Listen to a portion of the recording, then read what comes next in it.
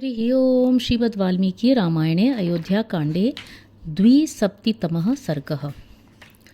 भरत का कैकेयी के भवन में जाकर उसे प्रणाम करना, उसके द्वारा पिता के परलोकवास का समाचार या दुखी हो विलाप करना तथा श्री राम के विषय में पूछने पर कैकेयी द्वारा उनका श्री राम के वनगमन के वृत्तांत से अवगत होना।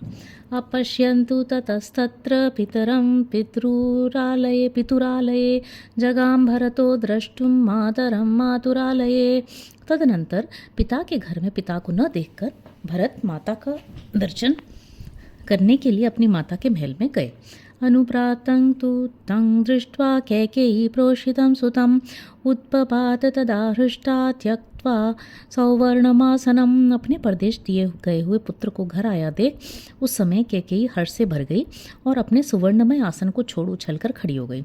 स प्रविश्यैव धर्मात्मा स्वगृहं श्रीविवर्जितं भरतः प्रेक्ष्य चक्राह जनन्याश्चरणौ शुभौ।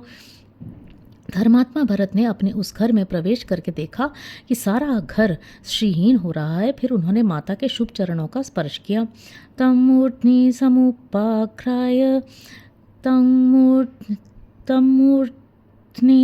समुपाख्राय परिष्वज्य यशस्विन अंके भरतमारोप्य प्रष्टुम समुपचक्रमे।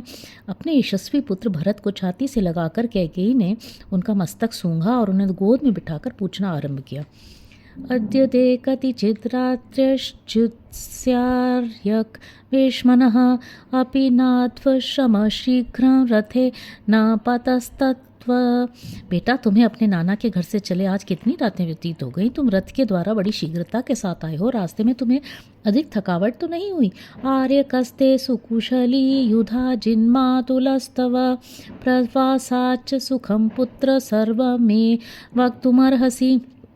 तुम्हारे नाना सकुशल तो है ना? तुम्हारे मामा युधाजित तो कुशल से हैं। बेटा, जब तुम यहाँ से गए थे तब से लेकर अब तक सुख से रहे हो ना? ये सारी बातें मुझे बताओ। एवं पृष्टस्तु कैकेय्या प्रियं पार्थिवनन्दनः आचष्ट भरतः सर्वं मात्रे राजीवलोचनः। कैकेयी के इस प्रकार प्रियवाणी में पूछने पर दशरथ नंदन कमल नयन भरत ने माता को सब बातें बताईं। अद्य मे सप्तमी रात्रिश्च्युतस्यार्यकवेश्मनः अम्बायाः कुशलीता तो युधा जिन्मातुलश्च मे। वे बोले, माँ, नाना के घर से चले मेरी यह 7वीं रात बीती है। मेरे नाना जी और मामा युधाचित भी कुशल से हैं। यन्मे धनं च रत्नं च ददौ राजा परन्तपः परिश्रान्तं पथ्य भवत्ततोऽहं पूर्वमागतः राजवाक्यहरैर्दूतैस्वर्यमाणोऽहमागतः यदहं प्रष्टुमिच्छामि तदम्बा वक्तुमर्हति। शत्रुओं को संताप देने वाले कैकेयी नरेश ने मुझे जो धन रत्न प्रदान किए हैं उनके भार से मार्ग में सब वाहन थक गए थे। इसलिए मैं राजकीय संदेश लेकर गए हुए दूतों के जल्दी मचाने से यहाँ पहले ही चला आया हूँ। अच्छा माँ, अब मैं जो कुछ पूछता हूँ उसे तुम बताओ। शून्योऽयं शयनीयस्ते पर्यंको हेमभूषिता न चायमिक्ष्वाकुजन प्रहृष्ट प्रतिभाति में। यह तुम्हारी शैया सुवर्ण भूषित पलंग इस समय सूना है, इसका क्या कारण है? ये महाराज के परिजन आज प्रसन्न क्यों नहीं जान पड़ते? राजा भवति भूयिष्ठ मिहाम्बाया निवेशने तमहं नाद्य पश्यामि द्रष्टुमिच्छन्निहागतः। महाराज पिताजी प्रायः माता जी के ही महल में रहा करते थे, किंतु आज मैं उन्हें यहाँ नहीं देख रहा हूँ। मैं उन्हीं का दर्शन करने की इच्छा से आया हूँ। पितृर्गृहीष्य पादौ च पतं ममाख्या हि पृच्छतः आहो स्विदम्बा ज्येष्ठायाः कौसल्याया निवेशने। मैं पूछता हूँ, बताओ पिताजी कहाँ हैं? मैं उनके पैर पकड़ूंगा। अथवा बड़ी माता जी कौशल्या के घर में तो नहीं है? तम प्रत्युवाच कैकेयी प्रियवद् घोरम अप्रियम अजानन्तं प्रजानन्ति राज्य लोभेन मोहिता। कैकेयी राज्य के लोभ से मोहित हो रही थी। वह राजा का वृत्तांत न जानने वाले भरत से उस घोर अप्रिय समाचार को प्रिय सा समझती हुई इस प्रकार बताने लगी। या गतिः सर्वभूतानां तां गतिं ते पिता गतः राजा महात्मा तेजस्वी यायजूक सतां गतिः। बेटा, तुम्हारे पिता महाराज दशरथ बड़े महात्मा, तेजस्वी, यज्ञशील और सत्पुरुषों के आश्रयदाता थे। एक दिन समस्त प्राणियों की जो गति होती है उसी गति को वे भी प्राप्त हुए थे। तच्छ्रुत्वा भरतो वाक्यं धर्माभिजनवान् शुचिः पपात सहसा भूमौ पितृशोकबलार्दितः हा हतोऽस्मीति कृपणानां दीनां वाचमुदीरयन् निपपात महाबाहुर्बाहु विक्षिप्य वीर्यवान। भरत धार्मिक कुल में उत्पन्न हुए थे और उनका हृदय शुद्ध था। माता की बात सुनकर वे पितृ शोक से अत्यंत पीड़ित हो सहसा पृथ्वी पर गिर पड़े और हाय मैं मारा गया, इस प्रकार अत्यंत दीन और दुखमय वचन कहकर रोने लगे। पराक्रमी वहां बाहु भरत अपनी भुजाओं को बारंबार पृथ्वी पर पटक कर गिरने और लौटने लगे। ततः शोकेन संवीत पितुर्मरण दुःखितः विललाप महातेजा भ्रांता कुलित चेतनः। उन महातेजस्वी राजकुमार की चेतना भ्रांत और व्याकुल हो गई। वे पिता की मृत्यु से दुखी और शोक से व्याकुल चित्त होकर विलाप करने लगे। एतत् सुरुचिरं भाति वितुर्मे शयनं पुरा शशिनेवामलं रात्रौ गगनं तो यदात्यये तदिदं न विभात्य विहीनं तेन धीमता व्योमेव शशिनाहीनं पुष्युष्क इव सागर। हाय मेरे पिताजी की जो इस अत्यंत सुंदर शैया पहले शरद काल की रात में चंद्रमा से सुशोभित होने वाले निर्मल आकाश की भांति शोभा पाती थी, वही आज उन्हीं बुद्धिमान महाराज से रहित होकर चंद्रमा से हीन आकाश और सूखे हुए समुद्र के समान श्रीहीन प्रतीत होती है। बाष्पमृत्सृज्य कंठेन स्वात्मना परिपीडितः प्रच्छाद्य वदनं श्रीमद्वस्त्रेण जयतां वरः। विजयी वीरों में श्रेष्ठ भरत अपने सुंदर मुख वस्त्र से ढककर अपने कंठ स्वर के साथ आंसू गिराकर मन ही मन अत्यंत पीड़ित हो पृथ्वी पर पड़कर विलाप करने लगे। तमार्तं देव संकाशं समीक्ष्य पतितं भुवि निकृत्तमिव सालस्य स्कन्धं परशुनावने माता मातंक संकाशं चंद्रार्क सदृशं सुतं उत्थापयित्वा शोकार्तं वचनं चेदमब्रवीत्। देवतुल्य भरत शोक से व्याकुल हो वन में फरसे से काटे गए साखू के तन की भांति पृथ्वी पर पड़े थे। मतवाले हाथी के समान पुष्ट तथा चंद्रमा या सूर्य के समान तेजस्वी अपने शोकाकुल पुत्र को इस तरह भूमि पर पड़ा देख माता कैकेयी ने उन्हें उठाया और इस प्रकार कहा। उत्तिष्ठोत्तिष्ठ किं शेषे राजनन्त्र महायश त्वद्विधा नहि शोचन्ति संत सदसि सम्मताः। राजन उठो उठो महायशस्वी कुमार, तुम इस तरह यहाँ धरती पर क्यों पड़े हो? तुम्हारे जैसे स्वभाव में सम्मानित होने वाले सत्पुरुष शोक नहीं किया करते। दान यज्ञाधिकारा ही शील श्रुति तपोनुगा बुद्धिस्ते बुद्धि संपन्न प्रभे वार्कस्य मंदिरे। बुद्धि संपन्न पुत्र जैसे सूर्य मंडल में प्रभा निश्चल रूप से रहती, उसी प्रकार तुम्हारी बुद्धि सुस्थिर है। वह दान और यज्ञ में लगने की अधिकारिणी है, क्योंकि सदाचार और वेद वाक्यों का अनुसरण करने वाली है। सरुदित्वा चिरं कालं भूमौ परिविवृत्य च जननीं प्रत्युवाचेदं शोकैर्बहुभिरावृतः। भरत पृथ्वी पर लोटते पोटते बहुत देर तक रोते रहे। तत्पश्चात अधिकाधिक शोक से आकुल होकर वे माता से इस प्रकार बोले। अभिषेक्ष्यति रामं तु राजा यज्ञनुयक्षते इत्यहं कृत संकल्पो हृष्टो यात्रा मया शिशम। मैंने तो ये सोचा था कि महाराज श्री राम का राज्याभिषेक करेंगे और स्वयं यज्ञ का अनुष्ठान करेंगे, यही सोचकर मैंने बड़े हर्ष से वहां से यात्रा की थी। तदिदं हान्यथा भूतं व्यवर्धीणं मनो मम पितरं यो न पश्यामि नित्यं प्रियहिते रतम्। किंतु यहाँ आने पर सारी बातें मेरी आशा के विपरीत हो गईं। मेरा हृदय फटा जा रहा है, क्योंकि सदा अपने प्रिय और हित में लगे रहने वाले पिताजी को मैं देख नहीं पा रहा हूँ। अम्ब के नात्यगात राजा व्याधिना मय्यनागते धन्या रामादय सर्वे यह पिता संस्कृत। स्वयं माँ महाराज को कौन सा ऐसा रोग लग गया था जिससे वे मेरे आने के पहले ही चल बसे। श्री राम आदि सब भाई धन्य हैं, जिन्होंने स्वयं उपस्थित रहकर पिताजी की अंत्येष्टि संस्कार किया। न नूनं मां महाराज प्राप्तं जानाति कीर्तिमान् उपजिघ्रेत तु मां मूर्ध्नि तात सनाम्य सत्वरम्। निश्चय ही मेरी पूज्य पिता यशस्वी महाराज को मेरे यहाँ आने का कुछ पता नहीं, अन्यथा वे शीघ्र ही मेरे मस्तक को झुकाकर उसे प्यार से सूंघते। क्व स पाणि सुख स्पर्शस्तातस्या तातस्या क्लिष्ट कर्मणः यो हि मां रजसाध्वस्तं भीक्षणं परिमार्जति। हाँ, अनायास ही महान कर्म करने वाले मेरे पिता का वो कोमल हाथ कहाँ है जिसका स्पर्श मेरे लिए बहुत ही सुखदायक था। वे उसी हाथ से मेरे धूलि धूसर शरीर को बारंबार पूछा करते थे। यो मे भ्राता पिता बंधुर्यस्य दासोऽस्मि सम्मत तस्य मां शीघ्रमाख्याहि रामस्याक्लिष्टकर्मणः। अब जो मेरे भाई पिता बंधु हैं तथा जिनका मैं परम प्रिय दास हूँ, अनायास ही महान पराक्रम करने वाले उन श्री रामचंद्र जी को तुम शीघ्र ही मेरे आने की सूचना दो।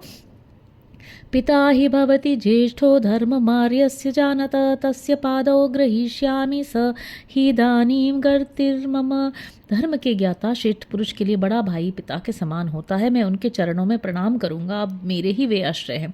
धर्मविद् धर्मशीलश्च महाभागो दृढ़व्रतः आर्ये किमब्रवीत् राजा पिता मे सत्यविक्रमः। पश्चिमं साधु संदेशमिच्छामि श्रोतुमात्मनः। और ये धर्म का आचरण जिनका स्वभाव बन गया था तथा जो बड़ी दृढ़ता के साथ उत्तम व्रत का पालन करते थे, वे मेरे सत्य पराक्रमी और धर्म के पिता महाराज दशरथ अंतिम समय में क्या कह गए थे। मेरे लिए जो उनका अंतिम संदेश हो उसे मैं सुनना चाहता हूँ। इति पृष्ठा यथा तत्वं कैकेयी वाक्यमब्रवीत् रामेति राजा विलपन्हा सीता लक्ष्मणेति च स महात्मा परम लोकम गतो मतिमतां वरः। भरत के इस प्रकार पूछने पर कैकेयी ने सब बात ठीक ठीक बता दी। वो कहने लगी, बेटा, बुद्धिमानों में श्रेष्ठ तुम्हारे महात्मा पिता महाराज ने हा राम हा सीते हा लक्ष्मण इस प्रकार विलाप करते हुए परलोक की यात्रा की थी। इति मां पश्चिमां वाचं व्याजहार पिता तव कालधर्मं परिक्षिप्त पाशैरिव महागज। जैसे पाशों से बधा हुआ महान गज विवश हो जाता है, उसी प्रकार काल धर्म के वशीभूत हुए तुम्हारे पिता ने अंतिम वचन इस प्रकार कहा था। सिद्धार्थास्तु नरा राममागतं स सीतया लक्ष्मणं च महाबाहुं द्रक्ष्यन्ति पुनरागतम्। जो लोग सीता के साथ पुनः लौटकर आए हुए महाबाहु श्री राम और लक्ष्मण को देखेंगे वे ही कृतार्थ होंगे। तच्छ्रुत्वा विषसादैव द्वितीया प्रियशंसनात् विषण्णवदनो भूत्वा भूय प्रपच मातरम। माता के द्वारा एक दूसरी अप्रिय बात कही जाने पर भरत और भी दुखी हुए।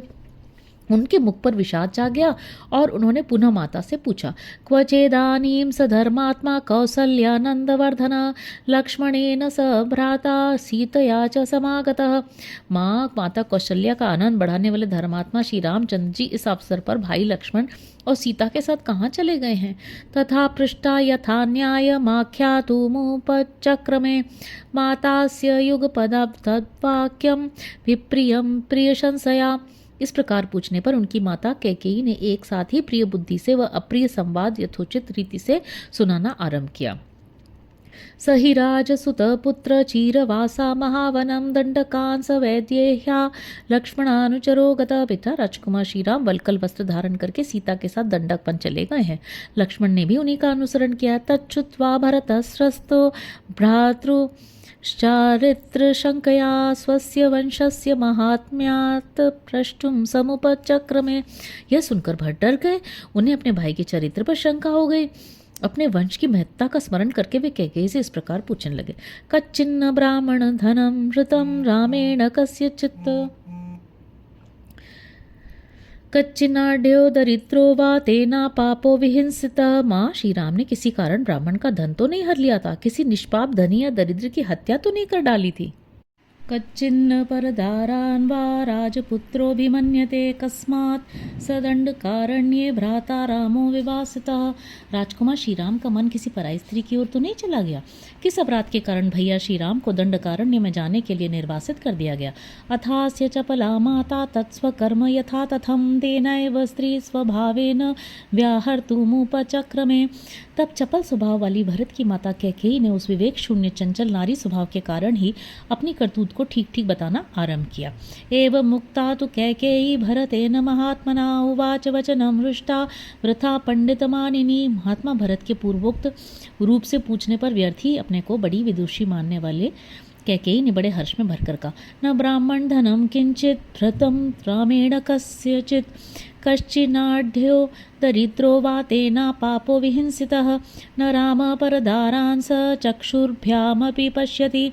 बेटा, श्री राम ने किसी कारणवश किंचित मात्र भी ब्राह्मण के धन का अपहरण नहीं किया है। किसी निरपराध धनी या दरिद्र की हत्या भी उन्होंने नहीं की है।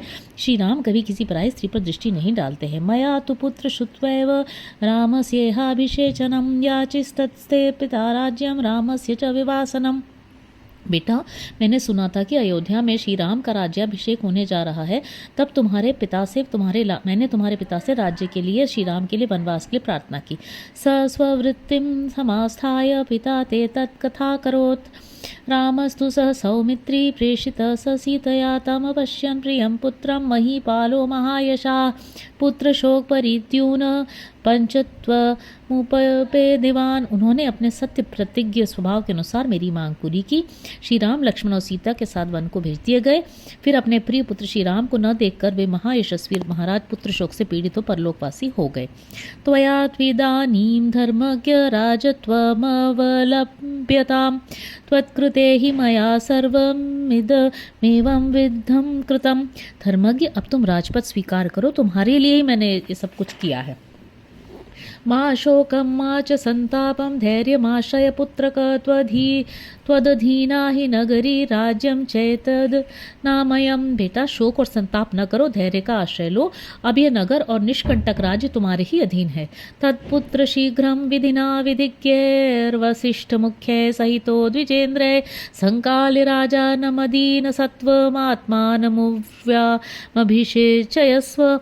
अतः वत्स, अब विधि विधान के ज्ञाता वशिष्ठ आदि प्रमुख ब्राह्मणों के साथ तुम उदार हृदय वाले महाराज का अंत्येष्टि संस्कार करके इस पृथ्वी के राज्य पर अपना अभिषेक कराओ। इतिहासे श्रीमद् रामायणे वाल्मीकि आदि काव्य अयोध्या कांडे 270तमः सर्गः। इस प्रकार श्री वाल्मीकि निर्मित आर्ष रामायण आदि काव्य के अयोध्या कांड में 72वां सर्ग पूरा हुआ। हरि ओम।